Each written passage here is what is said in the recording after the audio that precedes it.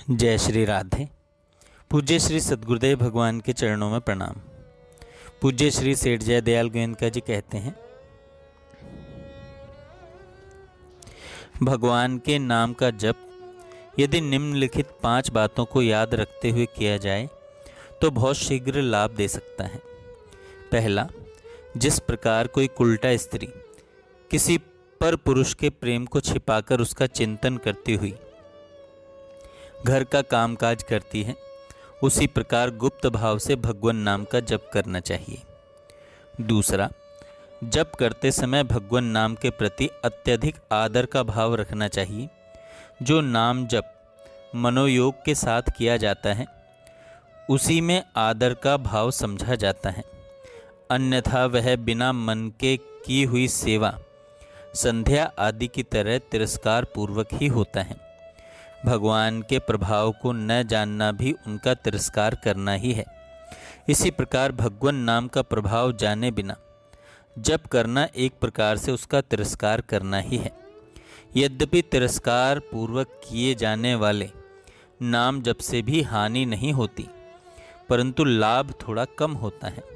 इसलिए भगवान नाम का प्रभाव जानकर मन से चिंतन करते हुए जप करना चाहिए। तीसरा, नाम जप के समय उसके अर्थ का मनन करना चाहिए, अर्थात नामी का स्मरण करते हुए नाम जप करना चाहिए। नाम पर नामी का ध्यान करते रहना चाहिए। ऐसा करने से नामी का निरंतर ध्यान होने लगता है, क्योंकि ध्यान के परिपक्व हो जाने पर ध्यान छूटता नहीं। चौथा, भगवान नाम का जप निष्काम भाव से करना चाहिए। प्राण भी क्यों न चले जाएं, परंतु प्रभु से याचना नहीं करनी चाहिए। अपने में किसी को शाप या वरदान देने की शक्ति नहीं है। अपने में किसी को शाप या वरदान देने की शक्ति नहीं समझनी चाहिए। भजन, ध्यान और सेवा के द्वारा स्वार्थ साधन करना ऐसा ही है जैसे किसी को हीरा मणि देकर बदले में पत्थर लेना। इसलिए नाम जप के साथ कोई शर्त नहीं रखनी चाहिए। पांचवा, ऊपर लिखे अनुसार नाम जप का अभ्यास निरंतर करना चाहिए। कभी भी नाम जप का तार नहीं टूटने देना चाहिए। अभ्यास बढ़ जाने पर कामकाज करते हुए भी निरंतर नाम जप किया जा सकता है। ठीक उसी प्रकार जिस प्रकार चरखा कातने वाली स्त्री सूत कातती जाती है, उसका तार नहीं टूटने देती और दूसरों से बात भी करती जाती है।